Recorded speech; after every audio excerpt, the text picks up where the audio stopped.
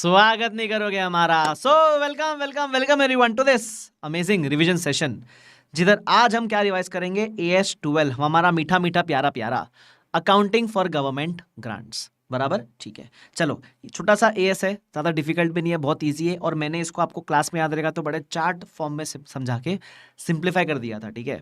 तो ये मैं बोर्ड नोट्स जो है वो टेलीग्राम पे डाल दूंगा। मेरे टेलीग्राम का लिंक डिस्क्रिप्शन बॉक्स में, जाओ डाउनलोड करो, एकदम मजे करो, ठीक है। चलो, तो without wasting time let's start. मैं यहाँ कंसेप्ट और क्वेश्चन दोनों रिवाइज कराऊंगा एकदम शांति से, प्यार मोहब्बत से। बस सुनते हुए चलना, फिर आपके लिए ये AS बड़ा आसान हो जाएगा, ठीक है। चलो, so let's start the revision in 3, 2, 1 and go. सबसे पहले नंबर था AS12, नाम था accounting for government grants. Sir, सबसे पहले what is the meaning of government? Government मतलब central government, state government, local authority. ये सब जब आपको हेल्प करते हैं, असिस्टेंस प्रोवाइड करते हैं, उसको बोलते हैं गवर्नमेंट ग्रांट। बराबर, तो it is assistance by government in cash और इन काइंड फॉर पास्ट और फ्यूचर कंप्लायंस। मतलब ग्रांट जब देंगे तो ऐसा नहीं कि फ्री में दे दिया, कुछ कंप्लायंस मांगेंगे। सपोज लैंड दिया तो बोलेंगे लैंड पे ये काम करना पड़ेगा। सपोज आपको प्लांट दिया तो बोलेंगे प्लांट जिस पर्पस के लिए दिया उस पर्पस के लिए यूज करना पड़ेगा। सपोज कैश दिया तो बोलेंगे कैश जिस पर्पस के लिए दिया उस पर्पस के लिए यूज करना। ऐसा नहीं कि डिविडेंड बांट लिया और ले गए घर पे, वैसा नहीं चलेगा, ठीक है। आगे फिर आएगा स्कोप। अब वो स्कोप में क्या बताएगा, AS12 किस पे एप्लीकेबल नहीं है। तो सबसे पहले अगर कोई ग्रांट मिलता है in the form of tax holiday period. What is the meaning of tax holiday? Holiday मतलब छुट्टी, और टैक्स की छुट्टी मतलब सपोज मैं टीचिंग वाला अच्छा काम कर रहा हूँ, गवर्नमेंट ने देखा, बोला अरे आकाश सर आप कितना बढ़िया काम कर रहे हो, आप पढ़ाते हो बच्चों को, आप 5 साल तक टैक्स मत भरना। मैंने बोला हाँ सच्ची, मैं नहीं मानता। वो बोले हाँ 5 साल तक टैक्स भरने की माफी आपको, उसको बोलते हैं टैक्स हॉलिडे पीरियड। तो वो सब का कवरेज यहाँ नहीं होता है। उसके अलावा अगर गवर्नमेंट ने आपकी कंपनी में पार्टिसिपेट किया है as a equity share holder, as a equity share holder, बराबर, तो उसको गवर्नमेंट ग्रांट नहीं बोलेंगे, उसको गवर्नमेंट पार्टिसिपेशन बोलेंगे। बिकॉज वहां तो गवर्नमेंट ने मुझे पैसा दिया, बदले में मेरी कंपनी के शेयर्स ले गया, तो वो यहां कवर्ड, वो भी तरह का जो पार्टिसिपेशन है वो भी यहां कवर्ड नहीं है, ठीक है। चलो, उसके बाद आप किसी भी ग्रांट को रिकॉर्ड कब करोगे? वो बोलता है ग्रांट को रिकॉर्ड करना जब 2 कंडीशन फुलफिल हो जाए। सबसे पहला, आपके पास रीजनेबल एश्योरेंस होना चाहिए 2 चीजों का। पहला, कि जो भी ग्रांट को लेकर कंडीशंस है वो आप कंप्लाई करोगे। दूसरा, रीजनेबल एश्योरेंस होना चाहिए कि आपको ग्रांट मिल जाएगा, that the grant will be received. अच्छा, इस पे क्लैरिफाई कर दूं, इसका ये मतलब नहीं है कि ग्रांट को आप कैश बेसिस पे रिकॉर्ड करना, नहीं नहीं नहीं, ग्रांट को अक्रूवल बेसिस पे रिकॉर्ड करना है। बस वो ग्रांट मिलने का एक एश्योरेंस होना चाहिए आपके पास। फॉर एग्जाम्पल, सपोज अपने वहां मोदी जी आए, बोले भाइयों बहनों ग्रांट दे देंगे। अब अपने को पता है वादे तो बहुत करते, देते कोई नहीं है, लेकिन मालूम पड़ा मोदी जी ने वादा भी किया, एक लेटर भिजवाया, मेल भिजवाया, है ना। अब ये सब अपने को रीजनेबल एश्योरेंस दे रहे, हाँ, तब आप ग्रांट बुक कर सकते हो। तो grant can be booked on accrual basis provided these 2 condition are met. अगर इसमें से कुछ भी चीज को लेकर डाउट लगता है तो फिर ग्रांट कैश बेस पे बुक करने का, ठीक है। अच्छा, उसके अलावा नॉर्मली जितने भी अपन क्वेश्चंस करते हैं, नॉर्मली वहाँ ऐसा मान लिया जाता है कि ग्रांट का पैसा आपको तुरंत ही आ गया है और तभी अपन ग्रांट बुक कर रहे हैं। जितने भी अपन क्वेश्चंस करते हैं उसमें ये देखा गया है। एनीवेज, क्लियर वाला पार्ट, ठीक है। उसके बाद अकाउंटिंग ट्रीटमेंट है गवर्नमेंट ग्रांट का। गवर्नमेंट ग्रांट नॉर्मली 2 प्रकार के होते हैं, एक होता है कैपिटल ग्रांट, एक होता है रेवेन्यू ग्रांट, ठीक है। अब ये तो नॉर्मल बाइफिकेशन दिया हुआ है। हम कैपिटल ग्रांट नॉर्मली तब बोलते हैं जब ग्रांट मिल गया है इन the nature of promoters contribution, और बाकी सारे ग्रांट को हम इनकम अप्रोच या रेवेन्यू ग्रांट की तरह से क्लासिफाई करते हैं। बट एनीवेज, ये तो एक बेसिक बाइफिकेशन है। The main bifurcation is what I am going to discuss now. तो ये ऊपर वाला आपको नहीं समझा तो भी चलेगा, मेन यहां आना, ठीक है। Types of government grant. अब गवर्नमेंट ग्रांट के 2 ब्रॉड कैटेगरी है, एक है नॉन मॉनेटरी ग्रांट, एक है monetary grant. What is the meaning of non monetary grant? जब ग्रांट आपको काइंड में मिलता है उसको बोलते हैं नॉन मॉनेटरी। फॉर एग्जांपल, आपको लैंड फ्री में दे दिया, आपको कोई मशीन फ्री में दे दिया, है ना, उसको बोलते हैं नॉन मॉनेटरी, मतलब पैसा नहीं दिया, कोई असेट दे दिया आपको फ्री में, नॉन मॉनेटरी ग्रांट। और एक होता है मॉनेटरी, मॉनेटरी में मेरे को पैसा मिलता है। अब मैं नॉन मॉनेटरी का बात करूंगा, अब मैं किसका बात करूंगा, नॉन मॉनेटरी का बात करूंगा। नॉन मॉनेटरी में 2 चीजें हो सकती है, या तो आपको असेट मिला है at a concessional rate. Now what is the meaning of concessional rate? सस्ते में असेट मिला है। देखो, ये फिर नॉन मॉनेटरी कैसे हुआ सर? देखो, एक क्या तरीका होता है कि आपने बिल्डिंग खरीदा 10 करोड़ का और गवर्नमेंट ने आपको रीपे किया 6 करोड़, ये नॉन मॉनेटरी नहीं हुआ, क्योंकि यहां आपने 10 करोड़ भरा है, गवर्नमेंट ने 6 करोड़ मिला है, ये तो मॉनेटरी हो गया। तो यहां कौन सा आएगा? मान लो 10 करोड़ की बिल्डिंग है, गवर्नमेंट ने बोला 6 करोड़ आपको माफ, 4 में आके ले जाओ। मतलब यहां मैंने 10 भर के 6 वापस नहीं लिया, यहां मैं नेट 4 करोड़ ही भरूंगा। तो यहां मुझे जो बेनिफिट मिला है गवर्नमेंट से वो नॉन मॉनेटरी बेनिफिट है। तो उसको बोलते हैं receive the asset at concessional rate. 10 crore का असेट 4 करोड़ में मिल गया, तो ऐसे असेट को आप एक्विजिशन कॉस्ट पे रिकॉर्ड करना, मतलब जितने में आपको पड़ा उतने में आप रिकॉर्ड कर लेना। आपको 4 में पड़ा, आप 4 पे रिकॉर्ड करो, खत्म कहानी। दूसरा, अगर असेट फ्री में मिला है, बिल्डिंग वर्थ ₹10 फ्री में दिया, बोला अरे लख टिप है तेरी, टिप रख ले, तो उस केस में ये मत बोलना सर मेरी कॉस्ट तो जीरो हो गई तो मैं रिकॉर्ड ही नहीं करूंगा। नहीं नहीं नहीं नहीं, देखो भले आपकी कॉस्ट जीरो है, लेकिन अपने शेयर होल्डर्स को, अपने ओनर्स को असेट तो दिखना चाहिए ना बैलेंस शीट के अंदर। तो हम क्या करेंगे, we will record nominal value. What is the meaning of nominal value? 1 रुपया, 10 रुपया, 100 रुपया। नॉमिनल का मतलब होता है इमटेरियल वैल्यू। तो आप क्या करोगे, एंट्री मारोगे building account debit to government grant या कैपिटल रिजर्व या पीएनएल, जो भी मारना है मार लो, क्योंकि वैसे भी इमटेरियल है। 1 रुपया, 10 रुपया, 100 रुपया, वैसे करके अपन एंट्री मार देंगे। तो क्वेश्चन में अगर कभी आपको बोल दिया कि नॉमिनल वैल्यू पे ग्रांट मिला है, हम रिकॉर्ड नहीं करेंगे, गलत। रिकॉर्ड करना, लेकिन नॉमिनल वैल्यू पे रिकॉर्ड करना, मतलब फ्री में मिला है तो ये मत बोलना कि हम रिकॉर्ड ही नहीं करेंगे, नॉमिनल वैल्यू पे रिकॉर्ड करना है। ठीक है, तो ये 2 हो गया non monetary grant. Is this clear? एक बार नॉन मॉनिटरी हो गया, फिर हम किधर आएंगे, मॉनिटरी ग्रांट में आएंगे। मॉनिटरी में क्या होता है, हमने असेट खरीदा या कोई खर्चा इंकर किया, अब गवर्नमेंट आके हमको कैश में ग्रांट देता है। ठीक है, तो इसमें 3 ब्रॉड केसेस है।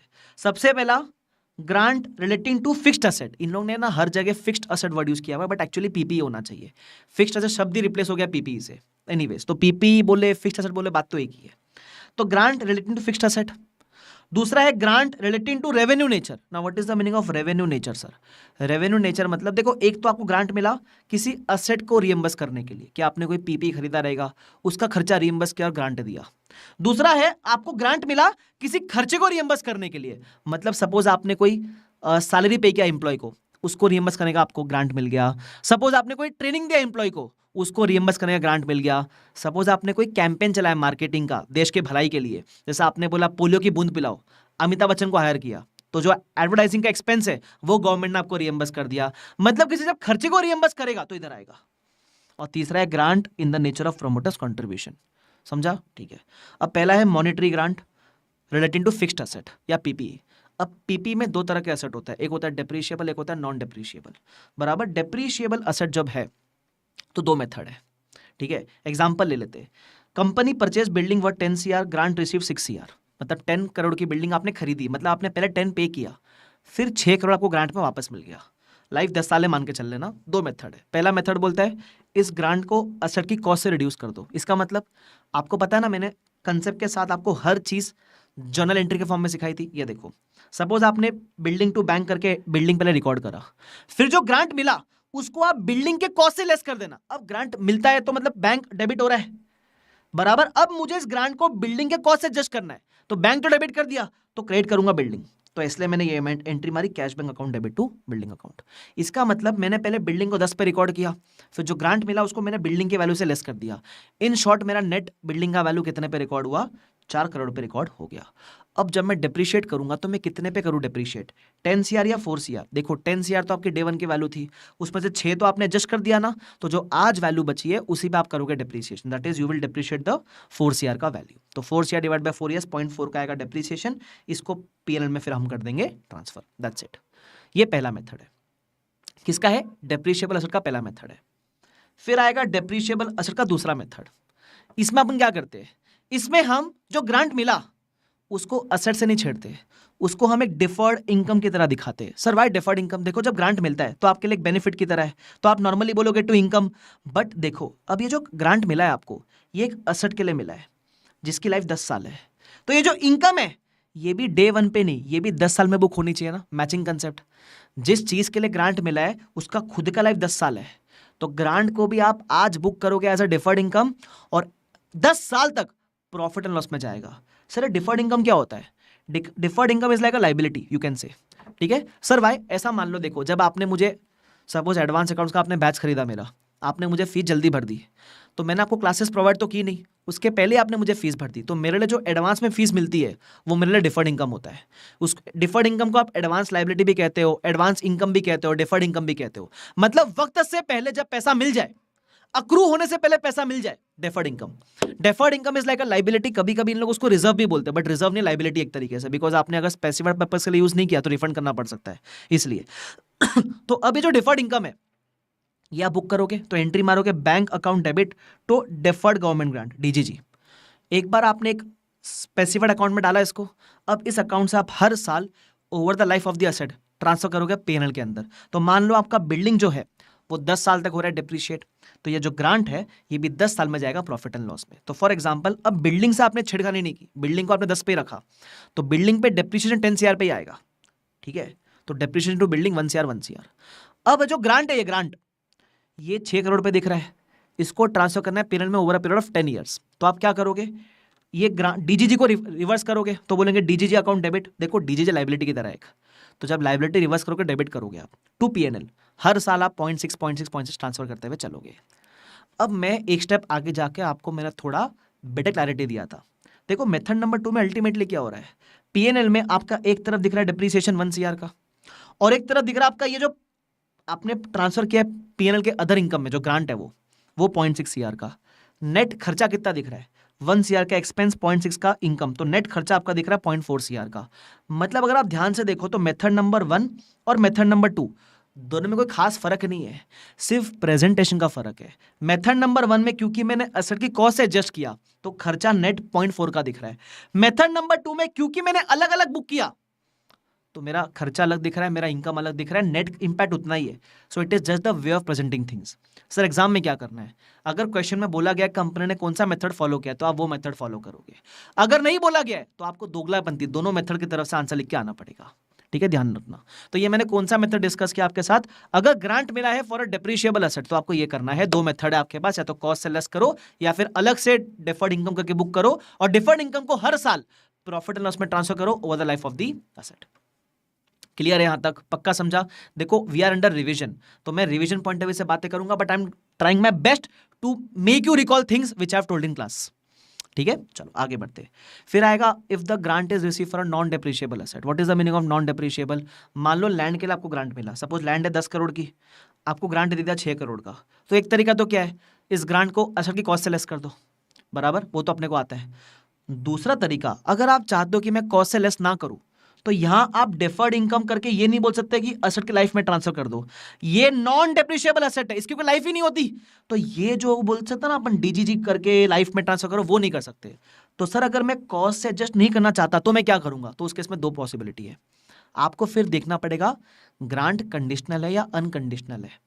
ग्रांट अनकंडीशनल का मतलब क्या हो गया कि ग्रांट मिला है without any conditions attach to it, आपको लैंड का पैसा दिया, बोला जो करना है कर, कोई कंडीशन अटैच नहीं है, तो ऐसे ग्रांट को बोलते हैं grant received in the nature of promoters contribution.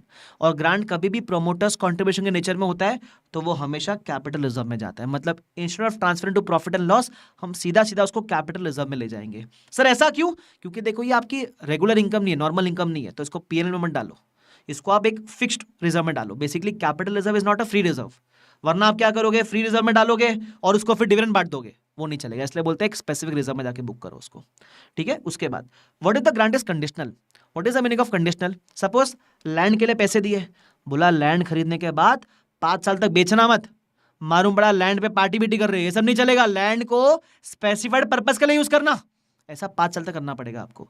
तो अगर इसको बोलते हैं कंडीशनल ग्रांट, तो अगर कंडीशन 5 साल की है तो फिर आप जो ग्रांट का पैसा मिला है उसको बुक करना डिफर्ड गवर्नमेंट ग्रांट, और over the period of 5 years आप ट्रांसफर करना प्रॉफिट एंड लॉस के अंदर।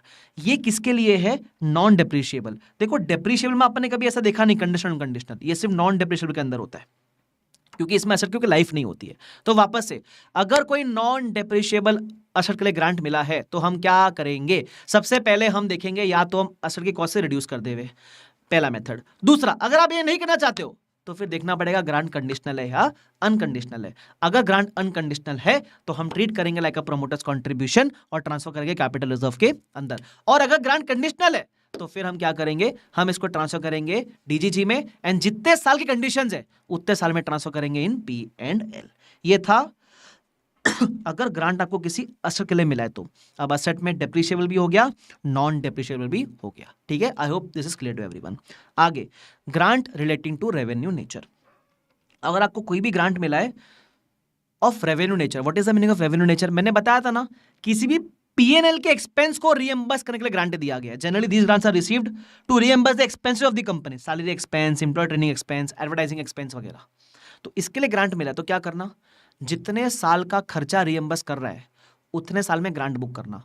फॉर एग्जाम्पल गवर्नमेंट बोलता है हम आपके कंपनी के 1 साल के एम्प्लॉय की पगार रियम्बर्स करेंगे, तो पगार 1 साल की रियम्बर्स हो रही है, ग्रांट भी 1 साल में बुक होना चाहिए। अच्छा, गवर्नमेंट बोलता है हम आपकी कंपनी के 5 साल की सैलरी एक्सपेंस रियम्बर्स करेंगे, तो फिर जो पैसा मिला है वो 5 साल का सैलरी एक्सपेंस रियम्बर्स करने के लिए मिला है, तो ये ग्रांट भी over the period of 5 years जाना चाहिए प्रॉफिट एंड लॉस के अंदर, मतलब सिंपल मैचिंग कंसेप्ट। अगर ग्रांट वापस से, अगर ग्रांट मिला है to reimburse expenditure of 1 year, तो ग्रांट आ जाएगा इन पीएनएल ओवर 1 ईयर। अगर ग्रांट मिला है to reimburse the expenditure of 5 years, तो ग्रांट आ जाएगा in PNL over the period of 5 years. तो ग्रांट जाएगा पीएनएल में, ये तो पता है, बस कितने साल में जाएगा उसके लिए देखना कितने साल के खर्चे रियम्बर्स करने का प्रॉमिस हुआ है। तो देख लो पहला part, grant receive to reimburse the expenses of 1 year. मान लो example, salary expense was 90 lakh per annum, grant receive was 30 lakh to reimburse the salary of first year, तो 1 साल का खर्चा रियम्बर्स कर रहे हैं। 30 लाख को आप ट्रांसफर करोगे पीएनएल में।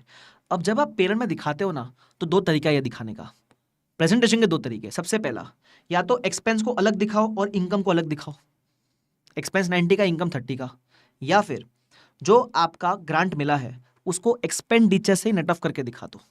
तो सैलरी एक्सपेंस मेरा 90 था, 30 का ग्रांट मिला, तो पीएनएल में अलग अलग दिखाने के बदले नेट 60 का एक्सपेंस दिखा दो, ऐसा। Only way of presentation is different, बाकी सब सेम है। अगला, grant receive to reimburse expenditure of multiple years. Example, salary expense was 90 lakh per annum, पगार हर साल 90 लाख की है, ग्रांट मिला है 100 लाख का, lump sum to reimburse salary of 5 years. अब आप बोलोगे सर पगार 90 लाख की है, ग्रांट क्यों दिया 100 का? 100 वाला ग्रांट दिया गया 5 साल के लिए, तो पहले तो इस ग्रांट को आप बुक करना एज अ डीजीजी, और 100 divide by 5 every year 20 lakh जाएगा आपका प्रॉफिट एंड लॉस में। मतलब सैलरी हर साल की 90 लाख है, और हर साल का रीएम्बर्समेंट इज नॉट 100, वो तो 5 साल का रीएम्बर्समेंट है, हर साल का ग्रांट इज ओनली 20, तो उतना आप डीजीजी से निकालकर 20 ट्रांसफर करोगे प्रॉफिट एंड लॉस के अंदर। अगेन दिखाने के 2 तरीके हैं, या तो सैलरी 90 और ग्रांट 20 दिखाओ, या फिर सैलरी नेट करके 70 दिखा दो। क्लियर है वाला पार्ट? ठीक है। अच्छा, उसके अलावा कभी कभी क्या होता है, grant is receive for any past expenses incurred. पहले आपने अच्छे काम किए थे, तब कोई ग्रांट प्रॉमिस नहीं था, अब गवर्नमेंट ने देखा कि पहले इसने बड़े अच्छे काम किए, चलो इसको ग्रांट दिया जाए। तो अगर आपके पुराने कर्म के लिए आपको ग्रांट मिल रहा है ना, अगर आपके पुराने कर्म के लिए आपको ग्रांट मिल रहा है, तो ऐसे ग्रांट को अगेन बोलेंगे received in the nature of promoters contribution, और इसको आप कैपिटल रिजर्व में ट्रांसफर कर दोगे। सिंपल, ठीक है। चलो आगे बढ़ जाते हैं। उसके बाद अगर स्पेसिफिकली क्वेश्चन में बोला गया है that grant is received in the nature of promoters contribution, sir promoter contribution होता क्या है? नॉर्मली ये ग्रांट आपको मिलता है to set up a business, factory, plant, machine in a backward region. मतलब गवर्नमेंट आपको यहाँ देता है पैसा और बोलता है इस पैसे से जो करना है करो, अच्छा करना, बस भला करना दुनिया का, उसको बोलते हैं grant in the nature of promoters contribution. Exam में हिंट क्या है? अगर आपको क्वेश्चन में दिख जाए कि grant is received for a backward reason बोल देगा, या नोटिफाइड एरिया बोल देगा, तो grant is in the nature of promoters contribution. ठीक है। अब अगर ऐसा बोला ना grant is received for a backward reason, तो उसमें ये मत देखना कि आपने खर्चा किसके लिए किया है, मशीन के लिए किया है, प्लांट के लिए किया है, ये सब मत देखना। अगर बैकवर्ड रीजन के लिए या नोटिफाइड एरिया के लिए ग्रांट दिया है, उसमें तुम कुछ भी करो, तुम है ना प्लांट खरीदो, तुम मशीन खरीदो, तुम कुछ भी करो, उसको हम मानेंगे grant in the nature of promoters contribution, और ऐसा ग्रांट हमेशा कैपिटल रिजर्व में जाता है। बच्चे नॉर्मली यहाँ मिस्टेक क्या करते हैं, बोलते हैं सर बैकवर्ड रीजन छोड़ो, मिला तो प्लांट, इसके लिए कंपनी ने तो प्लांट के लिए यूज किया ना, कंपनी ने किसके लिए उसका उससे फर्क नहीं पड़ता है। जब प्रमोटर्स कंट्रीब्यूशन के लिए पैसा मिलता है तो कंपनी कुछ भी कर सकती है, वो कंपनी की चॉइस थी, कंपनी ने प्लांट खरीद लिया, कंपनी चाहती तो कुछ और भी कर सकती थी। ठीक है, तो ऐसे ग्रांट को आप हमेशा कैपिटल रिजर्व में ट्रांसफर करोगे। इसलिए मैंने लिख के भी दिया हुआ है, hint that grant is in the nature of promoters contribution, hint ये है।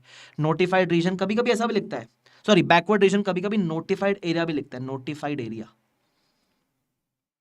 तो ये भी आप चाहे तो ऐड कर लो उसके अंदर। I hope this is clear to everyone. Clear? Yes. ये था ग्रांट का पूरा अकाउंटिंग। तो असेट के लिए मिला तो क्या करना है बराबर, इन द नेचर ऑफ रेवेन्यू मिला तो क्या करना है, एंड फॉर प्रमोटर्स कंट्रीब्यूशन मिला तो क्या करना है, सिंपल। अब आएगा रिफंड।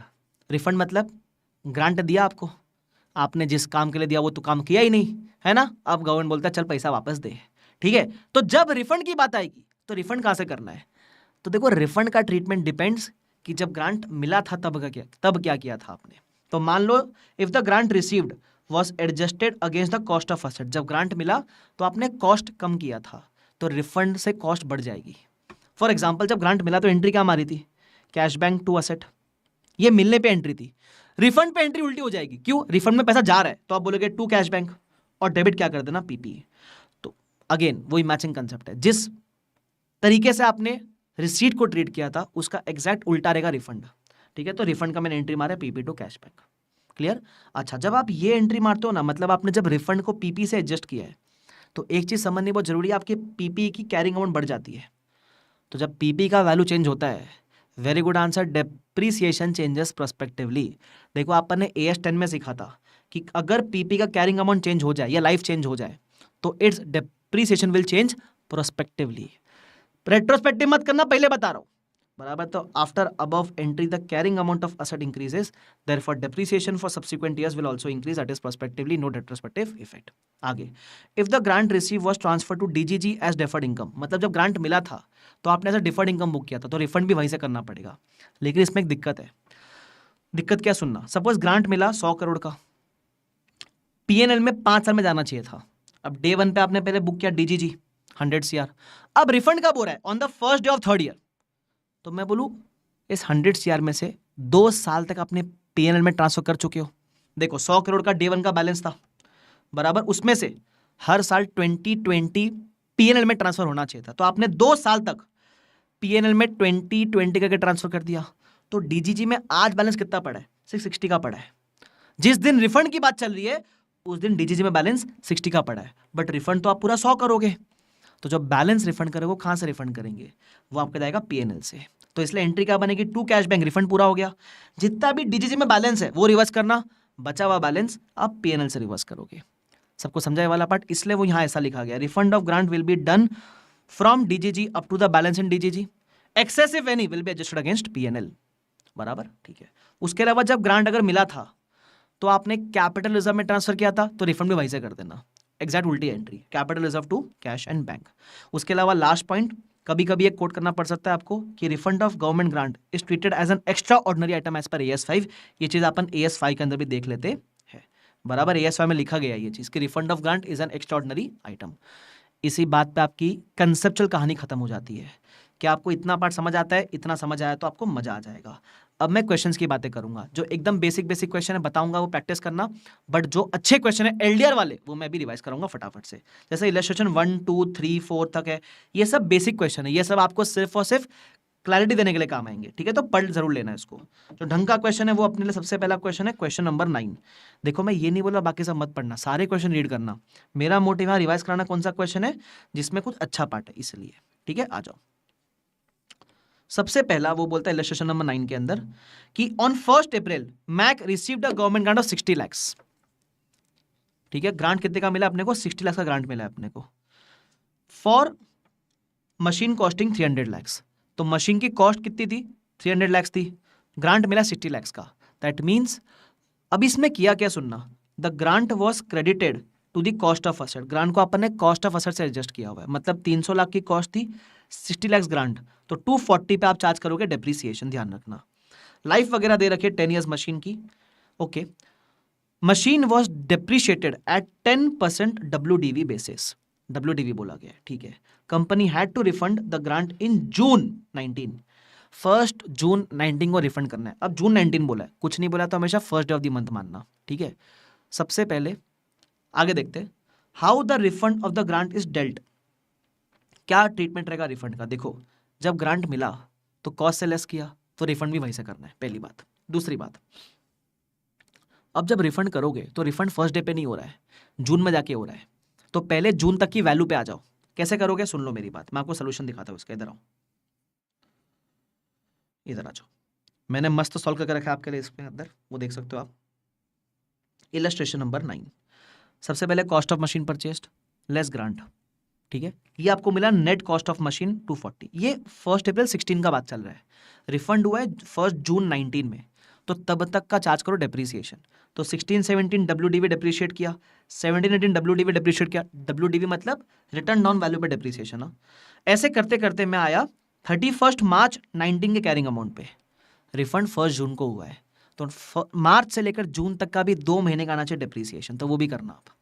तो आपको मिलेगी कैरिंग अमाउंट ऑन 1 जून। अब आप रिफंड ऐड बैक कर देना। अब क्योंकि रिफंड मैंने एसेट के कॉस्ट से माइनस किया था, तो एड बैक वही करूंगा मैं, तो मैंने एड बैक कर दिया, तो मुझे मिला नया cost of machine after the refund. अब इसको मैं करूंगा depreciate over the remaining life. तो इस साल में 10 महीने ही बचे, तो इस साल में मैं इस नए कैरिंग अमाउंट पे 10% चार्ज करूंगा as my depreciation. That's it, खत्म। अब इसमें एंट्रीज पूछी थी फॉर द ईयर 1920, तो एक तो रिफंड की एंट्री आ जाएगी, सिर्फ 1920 का एंट्री पूछा, तो 1920 में क्या हुआ है, रिफंड हुआ है और एक डेप्रिसिएशन बुक हुआ है। डेप्रिसिएशन पूरे साल का बुक करना और फिर ट्रांसफर कर देना P&L के अंदर, दैट्स इट, सिंपल। तो ये एक बड़ा बढ़िया क्वेश्चन था, प्लीज करके जाना, अच्छा क्वेश्चन है। फिर है इलस्ट्रेशन नंबर 10, ये भी LDR क्वेश्चन है।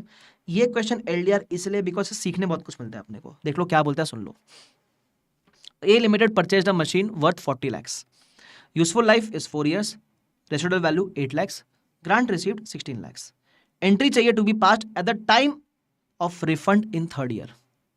कुछ नहीं बोला तो मान लेना first day of the third year में रिफंड हो रहा है। And the value of asset if the grant is credited to fixed asset account, मतलब अगर आपने ग्रांट को पीपी से एडजस्ट किया है तो रिफंड के टाइम क्या होगा, और अगर आपने ग्रांट को डीजीजी से एडजस्ट किया हुआ है तो फिर रिफंड के टाइम क्या होगा। उसकी एक तो रिफंड की एंट्री चाहिए, दूसरा वैल्यू ऑफ द असेट चाहिए। निकालेंगे शांति से, पहले एक एक करके बात करते हैं। पहला केस, अगर आपने ग्रांट को पीपी में एडजस्ट किया तो क्या होगा।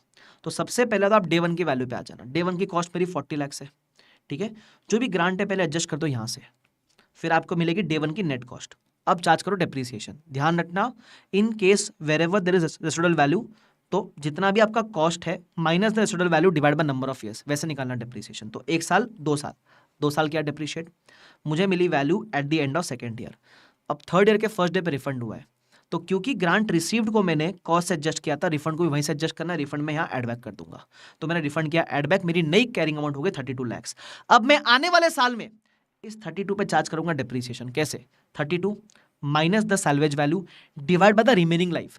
अब गलती पता लोग क्या करते हैं, डिवाइड बाय 4 years करते। अरे 4 years तो डे 1 की लाइफ थी राजा, आज 2 साल के बाद 2 साल ही बचा है ना यार। अरे 4 साल में से 2 साल खत्म हो गए तो जिंदगी के 2 साल ही बचे हैं ना यार, तो डिवाइड बाय 2 करना। Okay, clear. बस, तो बस मैंने सब कुछ निकाल के दे दिया, रिफंड की एंट्री मार दी कि रिफंड मैंने असेट से एडजस्ट किया है।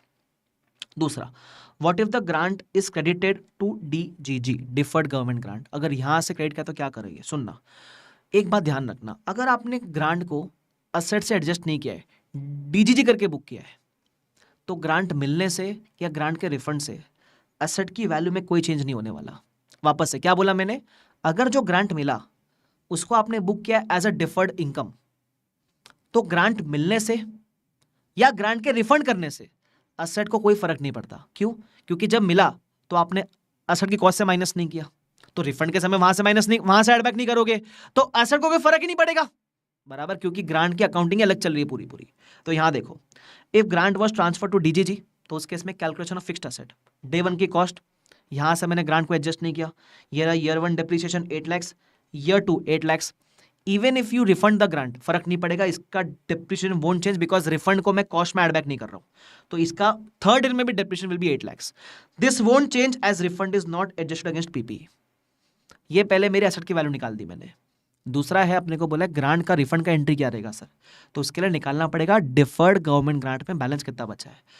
आपने बुक किया 16 लाख, असेट की लाइफ 4 years थी, तो ये 16 lakhs was to get transfer in P&L over a period of 4 years। ठीक है, तो 16 डिवाइड बाय 4, हर साल 4 लाख ट्रांसफर होना चाहिए था, तो 2 साल तक मैंने ऐसा ट्रांसफर किया। अब बैलेंस बचा है 8 lakhs, थर्ड ईयर के फर्स्ट डे पे रिफंड हो गया। रिफंड तो पूरा 16 किया है, तो जितना बैलेंस डीजीजी में उतना वहां से एडजस्ट करना, बाकी आप P&L में ट्रांसफर कर देना, कहानी खत्म। सबको समझा हीरो लोग मैंने क्या बोला? यस। तो this is a very good question for a clarity purpose, करके जरूर जाना है इसको, ठीक है। उसके बाद अगर मैं ढंग के क्वेश्चन पे आऊँ तो हाँ, ये वाला क्वेश्चन अच्छा है। एक क्वेश्चन नंबर 3, इसमें जो की पॉइंट है उसकी बात करूंगा, सुनना। आपने मशीन खरीदी 20 की, 5 साल लाइफ थी इसकी। अब ग्रांट आपको मिला 80%, बट कब मिल रहा है पता है? 2020 में मिल रहा है।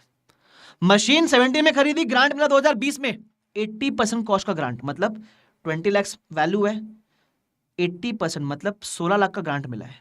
बट दिक्कत पता है क्या है? अब देखो, ये क्वेश्चन का ही पार्ट है, ये क्वेश्चन का ही पार्ट है। कॉस्ट 12 थी, जिस दिन तक ग्रांट मिला है तब तक आपने बहुत सारा चार्ज कर दिया डेप्रिसिएशन, तो आज वैल्यू 8 लाख की बची है, लेकिन ग्रांट मिला है 16 lakhs का, और कंपनी की इच्छा है कि वो ग्रांट को कॉस्ट से लेस करना चाहती है, लेकिन उतनी कॉस्ट बची नहीं है, तो 16 वाले ग्रांट की अकाउंटिंग क्या होगी? एक सिंपल एंट्री में समझाता हूँ। ग्रांट मिला 16 का, जितना मशीन का वैल्यू उतना वहां से एडजस्ट करो तो मशीन हो जाएगा नील, बचा हुआ ग्रांट पीएनएल में ट्रांसफर कर देना। ऑफ कोर्स इसके ऑल्टरनेटिव ट्रीटमेंट भी हो सकते हैं, कोई बोलेगा नहीं मैं डीजीजी बुक करेगा तो कर सकते हो, बट ऐसा नहीं ये बोला हुआ है, जो कि सही भी लगता है मेरे को। क्यों ऐसा क्यों हुआ सर? क्योंकि ग्रांट आपको समय पे नहीं मिला, कुछ सालों के बाद मिला, इसलिए ऐसा हुआ।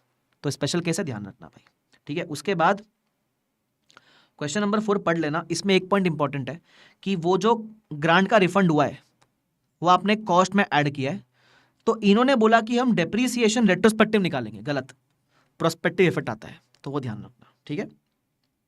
उसके बाद एक क्वेश्चन नंबर 8 है, ये एक अच्छा क्वेश्चन है, इसमें काफी कुछ कवर हो जाएगा आपका, प्लीज देख लो इधर क्या बोलता है। इट रिसीव्ड, मैंने इधर ही समराइज करके रखा हुआ आपके लिए, ठीक है, तो आपने नहीं लिखा है तो आप यहां लिख सकते हो बैठ के। It received a grant at 40% towards acquisition of machinery. हम सीख चुके हैं, जब भी डेप्रीशिएबल असेट के लिए ग्रांट मिलेगा 2 मेथड है, या तो ग्रांट को असेट की कॉस्ट से रिड्यूस करो, या फिर आप सेकंड मेथड क्या है, डीजीजी बुक करो और डीजीजी को ट्रांसफर करो पीएनएल में over the life of PP. बस इतना आपको आंसर करना था। उसके बाद कैपिटल सब्सिडी मिला है for a notified backward region, मैंने क्या बोला था, बैकवर्ड रीजन दिखा, नोटिफाइड एरिया दिखा, कैपिटल रीजन में ट्रांसफर कर देना। तीसरा भी सेम है, मिला है बहुत चीजों के लिए, बट बोला नोटिफाइड एरिया के लिए मिला है, ट्रांसफर टू कैपिटल रिजर्व, कहानी खत्म। उसके बाद it receive 5 lakhs from the local authority for providing corona vaccine free of charge to its employees. जब आप वैक्सीन फ्री में दे रहे हो तो वैक्सीन खरीदने में खर्चा लगा रहेगा, बट आपने फ्री में दिया, तो अब ये जो ग्रांट मिला इसका क्या करे, 2 तरीका है, या तो खर्चा अलग दिखाओ और ग्रांट को अदर इनकम अलग ट्रांसफर करो, या फिर ग्रांट को खर्चे से नेट करके दिखा दो। तो या तो you will book the grant as other income, या फिर will adjust from expense. Basically ये ग्रांट है रेवेन्यू नेचर वाला, याद है किसी खर्चे को रिइंबर्स करने के लिए ग्रांट मिला तो क्या करते हैं वैसा। चौथा वापस से क्या, चौथा आपको बोला गया है कि आपको ग्रांट मिला है फॉर अ पावर प्लांट।